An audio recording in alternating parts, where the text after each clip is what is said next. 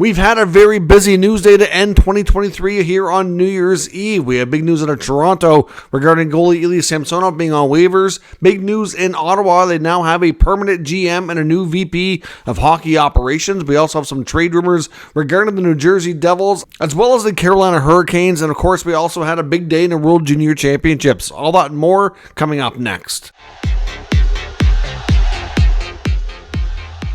So welcome back to another video here at Top Shelf Hockey. As I mentioned, we had a lot of news today. It's a very newsy type of day to end 2023. Of course, today is December the 31st, 2023. It's New Year's Eve, so I want to wish everybody a happy new year. I hope 2024 brings you lots of great things, and if 2023 wasn't great to you or you're disappointed with how things went, just keep in mind we all get a fresh start on New Year's Day. It's a new year. Try to make the best of it and try to be positive, look forward, and try to make 2024 as best as you can. I certainly hope it brings lots of great things to everybody. Thanks for your support for another year here on the channel at Top Shelf Hockey as well. Another great year in the books, and we're poised to take things to another level and move things to a whole new status here on Top Shelf Hockey in 2024 as well. Hopefully we can continue to grow and continue to do lots of great things while having lots of fun, which is the main purpose here of this channel, at least for myself. Now, big news day. Let's start first with the waivers news. Of course, I did talk about it a little bit earlier on the channel.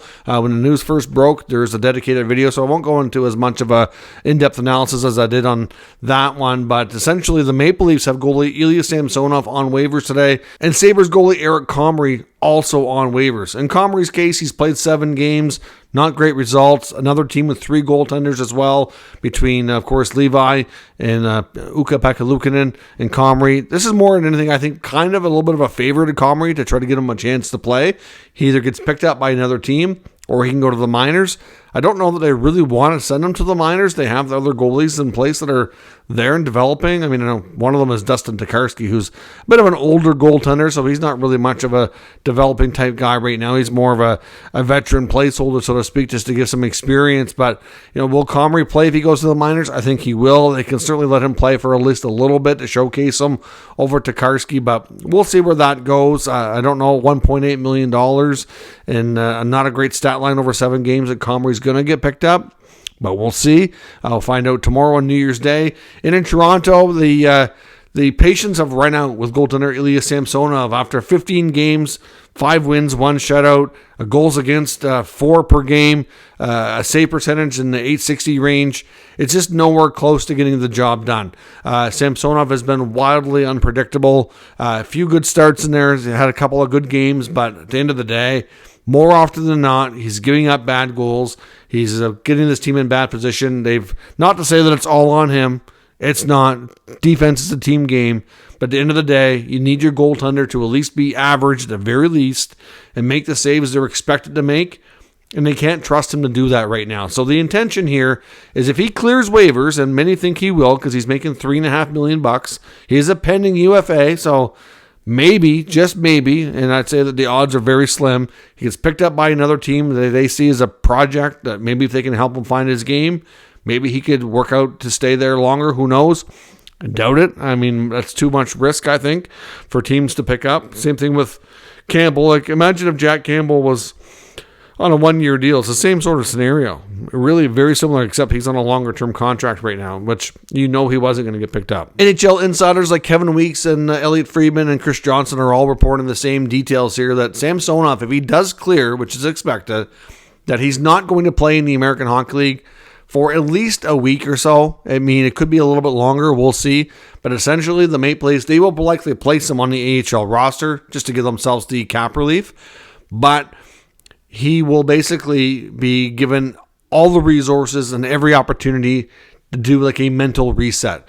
Essentially, they're going to let him work with the goaltending coach. They're going to let him work with a mental skills coach. They're going to get him to work with any other coaches that they have that they think can help. They can do lots of video work. Look at the season as a whole, what's gone well, what hasn't worked out, show him some stuff of the past when he's been successful, and kind of help him kind of refine his game and refine his confidence. So I suspect they'll do that for a week, maybe 10 days, 2 weeks, something to that effect. And then when they feel he's ready to try a game, then they'll play him in the American Hockey League. If he can play, maybe 4 or 5 games in the AHL and put together a good streak, then I suspect he'll get a recall and get another opportunity. Now, for right now, the Leafs are going to likely recall Dennis Hildeby to come up. He's going to have to play some games. Obviously, with Joseph Woll hurt, Marty Jones can't take the reins completely on his own, especially when they have back-to-backs. Wall's expected to be out for a while yet. So I don't know, depending on their schedule, and I haven't looked ahead for the next 2 or 3 weeks to see how it's going to go. But I suspect he's Samsonov. I mean, could he be done in Toronto? It's possible. I mean, if he ends up in a scenario like Campbell and he can't find his game, then he's done. He's probably not coming back. But if he can put together a good stretch, then I would imagine they will give him another chance. I think the Maple Leafs, before they get to anywhere near the trade deadline, I think they're firmly now in the goalie market. I think there's no doubt that they don't probably really want to go with Jones and Hildeby. That was never in the plan. And if they could find an opportunity to get a goalie for the right price without giving up much of anything, if another goalie, for example, if Comrie was making 1.1 or less on his contract, I suspect they might even pick him up in an effort to give him a chance because he's got more experience than Hildeby. And even though he hasn't played well, give him 1 or 2 games. If it doesn't go well, you put him back on waivers, you move on. It's no harm, no foul. It's just because you're looking for a stopgap here while Joseph Woll recovers. And that way you're not really making a big trade, giving up a bunch of assets that you don't really know that you really want to do long term yet. The team still has every confidence in the world that Woll can be their starter long term. So probably for next year and beyond, they're going to be looking for who can be that solid backup for him. And that question can be answered later. Maybe it turns out to be Marty Jones. Maybe he sticks around. Who knows? Time will tell. But for now, Samsonov has to find his game. He's going to be given every chance to. And we'll see. Unless they find another NHL experienced goalie for real cheap, it's going to probably be Jones and Hildeby for at least a couple of weeks. When Hall returns, that'll obviously, or Woll, sorry, not Hall. When Woll comes back, that changes things. If Samsonov can find his game in the American League, that might change things. Hard to say. But I know there's some articles out there from Toronto media saying Samsonov is done in Toronto, and he could be. I just don't know that we're at that stage where it's a foregone conclusion just yet. But certainly a big day in waivers for sure. Big day in goaltending all around. Marc-Andre Fleury, we talked about yesterday, this was coming up. Well, it's here. He's done it. He's played it. Marc-Andre Fleury played in game number 1,000 today against the Winnipeg Jets. They had an early start, 2 o'clock Eastern, so the game's already completed. They did lose to the Jets today, unfortunately, for Fleury. Didn't get the W in his 1,000th game, but the fact that he even accomplished that is absolutely huge. So just wanted to acknowledge that massive milestone for Fleury. Big day in the World Junior Championships as well. Today was the final day for the round robin section of the tournament. Some big games to determine seeding for the playoff round coming up here. Tomorrow they'll have the day off. January 2nd. We'll start the knockout round. Sweden today played the Finns. That was one of the early games. The Americans actually were the earliest game, though. But they were the 2 early ones. U.S. played Slovakia. Where I live, it was on Brighton early. I didn't get the chance to see much of that one. The Team USA beat Slovakia 10-2. I did get to watch a lot of the game later after because I did set it to record, but ultimately, didn't get to see all of it. But Rutger McGroarty did get the hat trick for the Americans. Gavin Brindley, Cutter Gauthier, Lane Hudson, all in on the offense today, all with 3 points apiece. The Slovaks had a very impressive tournament so far, but not against this American team. They were 3-0, and look at the difference in Group A and Group B. Group A, Canada certainly has a much tougher group with the Swedes, Finns, etc., whereas, the Slovaks were 3-0, and they get absolutely just run over by the Americans. So big difference in disparity there between one and the rest. So the Americans are 100% in first place now. Slovakia will finish second in the group. It's still a great showing by them. I just don't know how much of a success rate they could be expected to have between the quarterfinals or semifinals, but we'll see. They could probably maybe make it to at least the semis, but after that it should be a real tough time. Finland-Sweden game was full of drama. Great game. Finland got off to a hot start. Sweden hadn't given up a goal prior to this game. Finland finally got a couple early. Sweden ended up not only tying it but taking the lead. Of course, the Finns had to come back late in the third period to tie the game on a power play. And then it ended up going to overtime Overtime solved nothing. I was wondering how this 3-on-3 was going to go. These two teams are traditionally very defensive-minded, very conservative, and it exactly was that. Lots of regrouping, lots of resetting, not a ton of chances. It goes to a shootout, and of course in the IIHF they do a 5-player shootout. The player who scored the game-tying goal, which is Yanni Niemann, he ended up scoring the shootout winner as well. He was the 5th and final shooter for the Finns. At that point, they each had 1 goal apiece. He could win it, or if he didn't score, it was going to go to extra shooters, and he did score. Now, apparently, because the TSN feed I was watching, before they could really get too much further with the celebrations, they switched over because the other game that was going on was Czechia and Switzerland. Because of the overtime, that game obviously was late being shown on the air. So they switched almost immediately to Czechia, Switzerland. So I didn't see the rest of this till later, but during the handshake line, we've seen a little bit of chaos and a little bit of bad blood here. Now, during the Niemann's goal, after he scored the shootout goal to win the game for the Finns, he did the little shush or the, celebration to the crowd. And of course, being in Sweden, Finland, Sweden, each other's biggest rivals for sure. Apparently that didn't go over too well with the Swedish players. There was some chaos in the handshake line.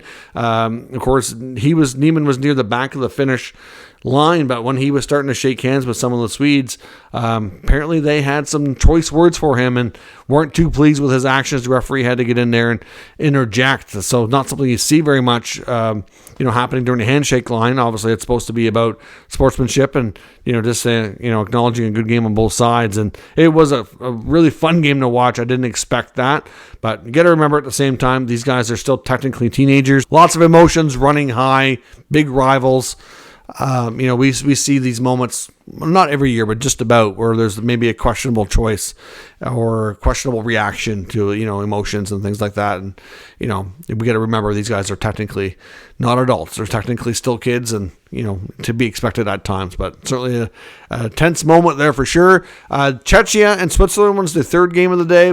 Czechia pulled off a 4-2 victory going into the third period. Late, it was tied up, and Yuri Kulich and Thomas Hamara both scored for Czechia in the third period to secure the victory. Of course, Kulich, the Sabres prospect, and Hammer, the Sens defensive prospect, had a big game and have had a big tournament for their country. So certainly a couple of big goals there to secure the victory. Czechia will now place in third place and will do battle with Canada, which we'll talk about here in the quarterfinals coming up here in just a sec. Canada, Germany was the final game of the day. If the Germans lost during regulation, they were going to have to go to relegation and face the Norwegian team for an opportunity to stay in the tournament, with the loser being demoted to the lower level group. Now, Canada did pull off a 6-3 victory, but going into the third period, it was tight and it was close. Germany's all 3 of their goals came on power plays. Canada, I believe, if I'm not mistaken, I believe they had a 3-2 lead going into the third. Germany then tied it up. And then Canada ended up scoring later to take the lead on a goalie gaffe. The German goalie came out of his cage to try to race Macklin Celebrini for a puck. Lost the battle. Celebrini hit the open cage to give him the lead. And then the final 2 goals for Canada were both empty netters, including Easton Cowan getting one, who finally got on the score sheet, his first goal of the tournament. I believe he was the last Canadian forward to do so. So obviously all of the forwards have been in on the action now. Is that the game featured other drama though. 11 seconds in, the very first shift, Connor Geekie, who plays a huge role for Canada, was ejected for a 5-minute major for an illegal hit to the head on the German defenseman, on Schindler. It's one of those cases where, to me, there's absolutely nothing wrong with the hit when you look at NHL action. Geekie laid the hit exactly how you're taught to do so. Unfortunately, in international play, which is only unfortunate for the penalty part, fortunately, though, it is a good rule in a sense to keep players safe and to keep headshots out of the game. They do not tolerate head contact at all at that level of play internationally, whereas the NHL, there are some rules, but it's not as strict. There are some, ways that it's not a penalty, whereas internationally, if there's head contact, it's pretty much automatic. And Geekie was way bigger than Schindler, probably about 6-7 inches taller, probably outweighs him by about 40-50 pounds, and it's almost like he got penalized for being too big, because the hit was exactly how you'd want to deliver it. The only thing is that he made contact with the guy's face because of the height difference. And I understand a lot of people arguing that, as I said, essentially it's a penalty for being too big. and wide way bigger than your opponent, which isn't fair. But at the same time, is it? I understand too. You want to come out and lead the way and be physical early to get your team going. It's one of those things, like it's tough, I think, for North American players to go to the international tournaments. It's a lot more challenging because of the style of play that they're taught growing up. And when there's such a size difference, it's hard. But it created a big issue for Canada early. Germany did score in that power play. Geeky, of course, didn't get to play. He could be suspended. I doubt he will be, given the fact that he missed all but 11 seconds of the game today. So we'll see. Ultimately, Jordan Dumais also had a 4-minute penalty for high stick. Went to make a one-timer, missed the puck. Stick came up, got the German player, got 4 minutes. So both of those led to German goals. If they could have stayed out of the box, they probably would have won this game a lot more easily. Macklin Celebrini ended up with 2 goals. Yager, Bonk, and Rakoff all had multiple points as well. And so Easton Cowan finally got on the score sheet. So overall, pretty good game from Canada, but certainly, some weaknesses were exposed as well. So we'll see how things shape up now in the quarterfinals, which won't go tomorrow, but the next day, January 2nd. We'll see Sweden against Switzerland. The U.S. will play Latvia. Canada will play Czechia, who they met in the final last year for gold. And the Slovaks will play the Finns. The Slovakia-Finland game might be one of the closer, more tightly contested matchups. Canada should beat Czechia, but they will be a tough opponent. There's no doubt. They were, they're a team that always is kind of a thorn in Canada's side. So we'll see how that goes. The U.S. should be able to get through pretty easily, as in Sweden too. I suspect the final 4 teams realistically should be Sweden, USA, Canada, and Slovakia, but not a given that happens. Finland will have something to say about that, as well as the Czechs. I think the Swiss team and the Latvian team might be a little bit in over their heads, but crazier things have happened. We'll see where this goes. On to some other news around the NHL. The Ottawa Senators today made a big announcement. They've come to an agreement here with Dave Poulin to join the organization, and this also helps them solidify their front office, and they now have a permanent GM. Now, Steve Staois was president of Hockey Ops and interim GM. He is now president and permanent GM. So he's going to have both titles. But instead of hiring a GM, they've essentially brought in Dave Poulin to be the senior vice president of hockey operations, to be that 2-headed monster that Michael Landauer has talked about with the Senators. So essentially, Dave Poulin, longtime player, captain, great leader, previously worked in the front office with the Leafs, also worked with the Ducks when they won the Stanley Cup in 2007, and he's been on TSN as an analyst for, I think, about a decade now. Covers a lot of Sens games. I think Sens fans are very familiar with him. To me, he's a very smart hockey mind. I think this is a great opportunity for him. He does know Staois and Andlauer a bit, so there's an existing relationship there to some extent, not quite to the extent Andlauer and Staois, but still, familiarity for sure. And at the same time, like I said, a great addition. Now, Ryan Bowness, who was an assistant GM to Pierre Dorion, remained with the club when Dorion was dismissed, and he's being promoted. Steve Staois absolutely loves Ryan Bowness. Comes from the Penguins organization, has multiple Stanley Cups on his resume. Of course, he didn't have as big of a role in doing that, but still was part of the team, part of the decisions, which goes a long way. Valuable experience. Of course, comes from a very well-known, respected hockey family. His dad, of course, is the head coach of the Winnipeg Jets, and Rick Bowness has been in the game forever, it seems, and Ryan's a really bright young mind. He's been changed to title now from assistant to associate GM. I do think long-term, Ryan Bowness is the GM in Ottawa. I think eventually, when they give Ryan Bowness a little bit more experience, I think they're going to have Staois remove the title from him, just be the team president, and Bowness becomes a GM, and Poulin's like an advisor to them on the hockey ops staff. To me, that's probably how things shake out. Staois did mention that whenever they didn't really do a lot of formal interviews for the GM role, but anytime they talked to anybody, he kept coming back to the fact that he really likes and respects Ryan Bowness a lot and thought that they had the internal candidate. So instead of making Bowness GM right away, they promoted him to associate GM. So to me, it's basically he's the GM in waiting. Eventually, Staois will hand over the reins and just be president. But for now, they're going to go about things this way. Dave Poulin, I think, is a great advisor. A lot of great take. Like just last week on TSN, he was asked, does this Sens team need a roster change? And he went on to say that the short answer is yes. The long answer is you need to wait and see. And the answers he gave, I thought, were absolutely perfect. And Staois said as well that this team needs to see what this new coaching staff can do. They have to basically deprogram them from the DJ Smith style of play. And he said essentially he wants to give Jacques Martin and Daniel Alfredsson a chance to work with his group longer, to better evaluate the roster and see where things are at. They've also said, which makes a lot of sense, that really ever since they acquired Jacob Chychrun last year, they have not had their top 4 defensemen in the lineup for like very few games. Between Shabbat being out multiple times for longer stretches, Zub has missed time, Chychrun missed time at the end of last year. He's been good so far this year. Sanderson's been pretty steady and healthy, but really they've always been missing a top 4D. So that's a big blow. They've also missed Shane Pinto all year. Ridley Gregg missed significant time earlier in the season as well. Matthew Joseph has been out for an extended time. Like, this team has not been healthy. So as much as you can point the finger and say they don't defend well, that's all true. But they don't have all their pieces in place either.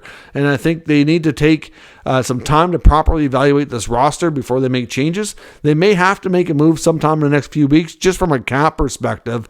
But before they consider anything significant, they need to get a healthy roster in place, give this coaching staff time to work with them, and really see what they have here. So I think that's what we're going to see in Ottawa for the next little while. And by the time we get to the trade deadline, they might have a better idea of where things stand and what this team needs to change going forward. So that's basically what they told us in the press conference, and I think Poulin should be a terrific addition there. I know his pals and colleagues at TSN are going to miss him.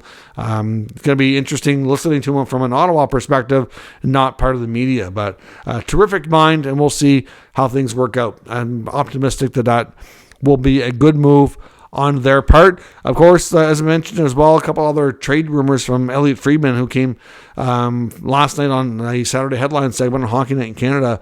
One name that came up, which was a little bit surprising, but not super surprising when you think about it, talked about the goalie market a lot, because that's where the segment was entirely focused. And really our whole talk here on the channel for the past week, most of the trade rumors that are out there, majority of them at least, not all, do involve goaltending changes because there's a lot of teams in that market. And Carolina Hurricanes are front and center of that mix. And right now, for them to acquire a goalie, they're going to probably have to move something off their roster. There's no doubt that they need to do that. And according to Elliotte Friedman, the name that's been out there, the player off the roster that they'd be willing to move, is Michael Bunting. Bunting's name has been on the table. Doesn't mean for sure he's going to be the guy to go. He's played a little bit better as of late, but he signed a 3-year free agent deal. Started the year in the top 6, given a lot of opportunity, and has slowly been moved down the lineup because he wasn't producing enough.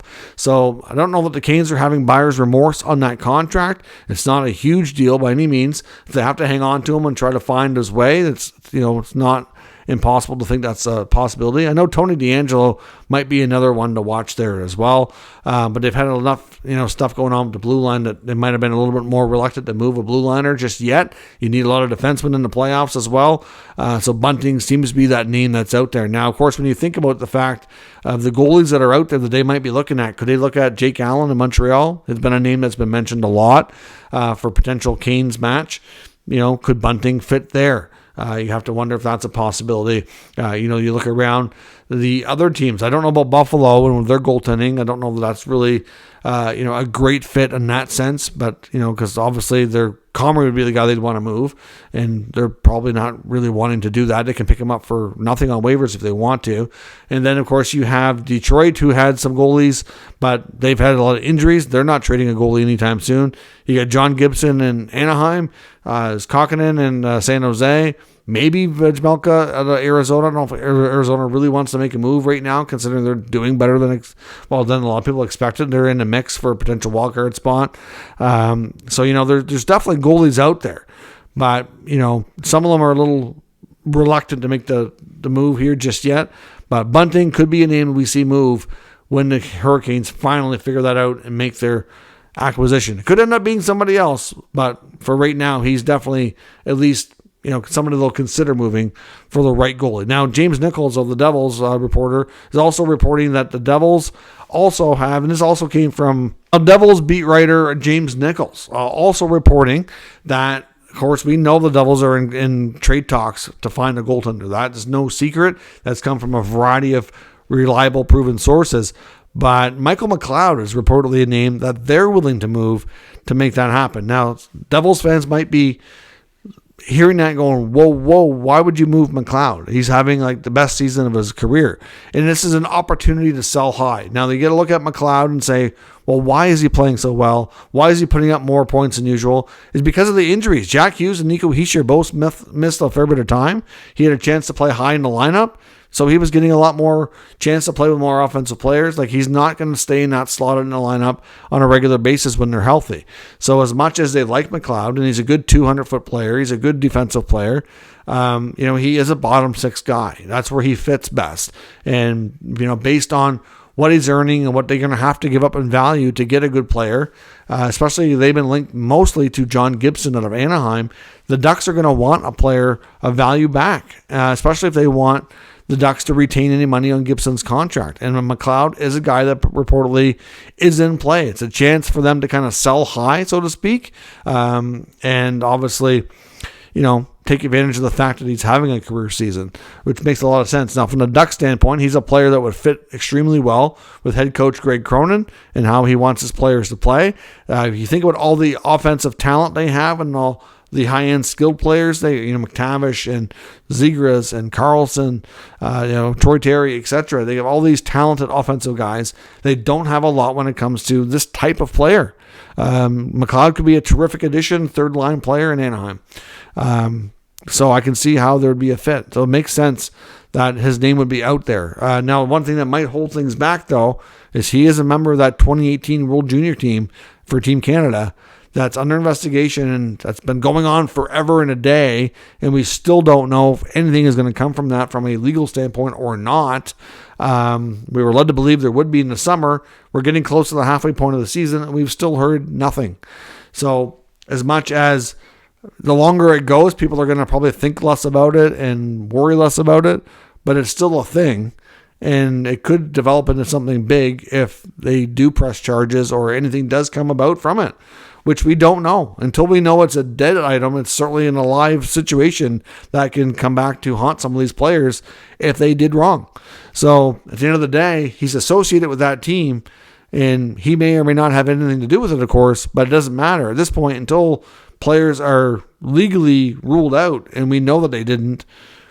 Teams might be reluctant to pull the trigger, but they do like his game strictly from a game perspective and contract perspective. I can see how the Ducks or other teams would be very interested in his services if the Devils want to make a move for a goaltender. So we'll see where that goes. Let me know your thoughts on all of today's news and rumors down in the comments. We'll discuss further. If you're new to the channel, of course, make sure you subscribe and stick around. We'll keep you up to date with the latest news, rumors, and analysis of all 32 NHL teams. Thanks for watching, and I'll catch you next time.